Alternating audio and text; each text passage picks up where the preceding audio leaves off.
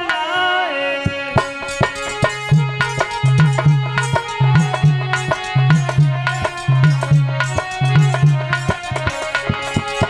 ओ बड़ी दूर से आया है संदेशा तुमको लाए।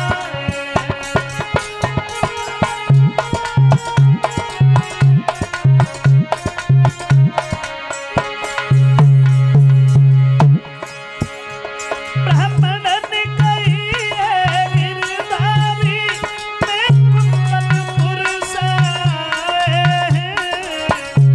रुक्मिणी तुम्हारी दासी है संदेशा उसका लाए।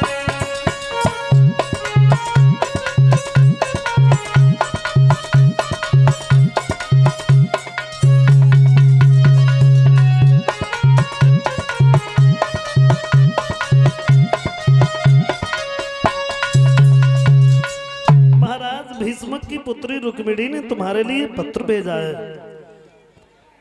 पत्र खोल के पढ़ा, इसमें तो लिखा है पंडित जी ससपाल आ गया है फौज लेके। बोले हाँ कोई बात नहीं, तो तुम जाओ और कहना उसी से शादी करे और चली जाए। बोले चली जाए, इतनी दूर जाना होता तो पत्र काहे को भेजती, तो लड़की मरी जाएगी। बोले तो हम क्या करें, बलराम भैया घर से निकलना नहीं देते। बोले कोई उपाय करो। अब आगे बढ़े और आगे बढ़ने के बाद पंडित जी से एक बात कही कि देखो जब तुम यहाँ से चलो ना तो थोड़े खांस दियो। बोले इससे क्या होगा। बोले हम कोई ना कोई उपाय ढूंढ ही लेंगे। आगे बढ़े, बलराम से कहा है कि प्रभु अब हम जाना चाहते हैं, आपकी आज्ञा हो तो।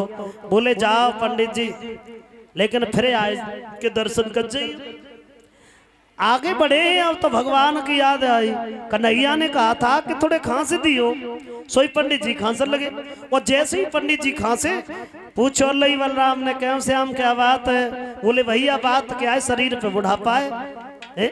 2 कदम पड़े, फिर पंडित जी ने अब तो खांसा खां सांसा ही ना लई। उसी समय धीरे धीरे धीरे धीरे जवाब दिया, कहूं ऐसो ना होए पंडित जी, कहूं जे मन ना जाए। तुम ऐसा करो, इन्हें रथ में बिठा के थोड़ी दूर तक छोड़ आओ, लौट के बहुत जल्दी आओ। वहां से भागे और जब तक द्वारिका में रहे तब तक धीरे धीरे चलो। और जैसे ही द्वारिका से निकले भगवान ने पलमात्र में रथ को कुंदनपुर में पहुंचा दिया। और कुंदनपुर में जैसे ही पहुंचा, अब तो पूछ लिया ये फौजें किसकी है। ये फौजें हैं ससपाल की। और इधर वाली बोले ये दंतवक्र की है, यानी पूरी तैयारी से आया है। बोले हाँ तो जाओ कहना उसी से शादी करे और चली जाए। महाराज वो लड़की मरी जाएगी। कन्हैया बोले मरी जाएगी तो क्या करे भाई, चला हम मत जाए, इतनी फौज है, हम अकेले आए। जवाब दिया है उससे कहना उसी से शादी करे। बोले महाराज तुम थोड़ी देर यहीं ठहरो, हम रुक्मिणी को यहीं पूजा के बहाने अलोपा माँ के मंदिर में भेज रहे हैं, उससे बात कर लेना, शादी करना मत करना मर्जी आपकी है। तो बोले जाओ जल्दी भेजना। और जाकर के कन्हैया जब मंदिर के पास में खड़े और पंडित जी ने जाकर के रुक्मिणी से कहा, रुक्मिणी ने जैसे ही ये बात सुनी जवाब दिया, पंडित जी आ गए आप। बोले हाँ। कन्हैया आए हैं। बोले हाँ आओ है। कितने लोग आए हैं हमें लेने। बोले लोग बनाए अकेलो आओ। और कोई तो मोटा ताजी ना है जो कोई देख क्यों डराए जाए। क्या मतलब? मतलब ये है हमारी समझ में आज दिन तक जाए ना आए। कन्हैया पे जन देखोगा देखा तो कहूँ अच्छो ना आए, कारो ढाबर जैसो ड्रम, समझ में ही ना यार। तो रुक्मिणी कहने लगी है पंडित जी प्रेम के लिए कोई जरूरी नहीं है कि गोराई होना चाहिए। विक्रम शास्त्री जी जवाब दिया रुक्मिणी ने,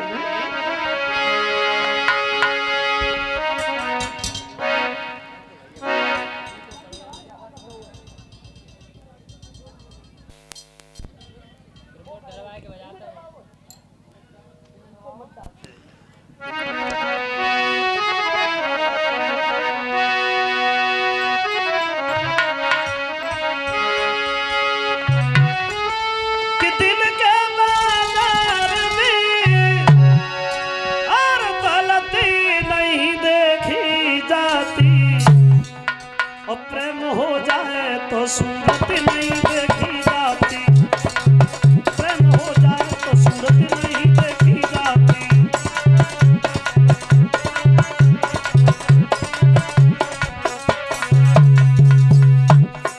कारण है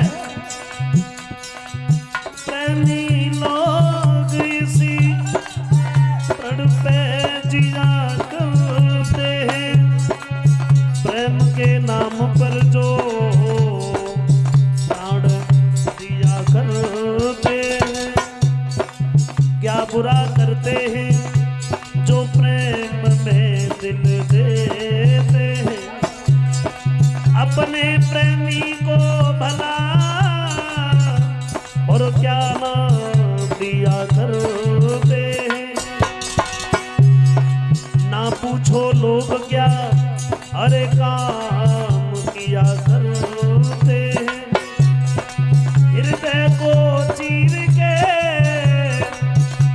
कांटों से सिया करते हैं। बताया कि ये प्रेम एक ऐसा भाव है, एक कभी कहते हैं यह वह बूटी है जो चढ़ के दीवाना करे सयाने को, वो अपने को कर दे बेगाना, अपने को कर दे बेगाना, अपना कर दे बेगाने, पूरे अपने को कर दे बेगाना।